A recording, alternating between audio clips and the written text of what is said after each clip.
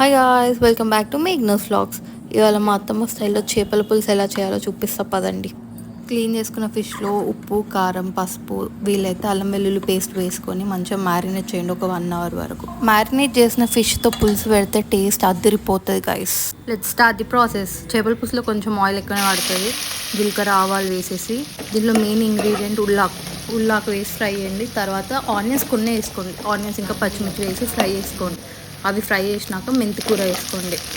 మెంతాకు కూడా ఫ్రై అయినాక కొన్ని కరివేపాకు వేసుకొని ధనియాల పొడి వేసుకోండి. నెక్స్ట్ పసుపు అన్నీ ఫ్రై కావాలి. అప్పుడు అల్లం వెల్లుల్లి పేస్ట్ వేసుకోండి. ఫస్ట్ వేసుకోకపోతే ఇప్పుడు వేసుకోండి అల్లం వెల్లుల్లి పేస్ట్. అది కూడా ఫ్రై అయ్యాక మ్యారినేట్ చేసి పెట్టుకున్న ఫిష్ని కూడా వేసి ఇప్పుడు మంచిగా ఫ్రై చేయండి గైస్. ఫిష్కి ఆ మసాలా అంతా మంచిగా పట్టాలి గైస్. కాసేపు మూత పెట్టేసి ఫ్రై చేయండి. ఇప్పుడు చూపించినట్టు ఫ్రై అయిన తర్వాత చింతపండు పులుసు వేసుకోండి. దాంట్లో వేసుకోండి, వాటి పోసుకోండి. తర్వాత వాటర్ కూడా పోసుకోండి. అట్లా కొంచెం మసలుతుంది అన్నప్పుడు మూత పెట్టేసి మొత్తం సిమ్లో పెట్టేసి ఒక 15 minutes మంచిగా ఉడకనియండి గైస్ ఫిష్ని.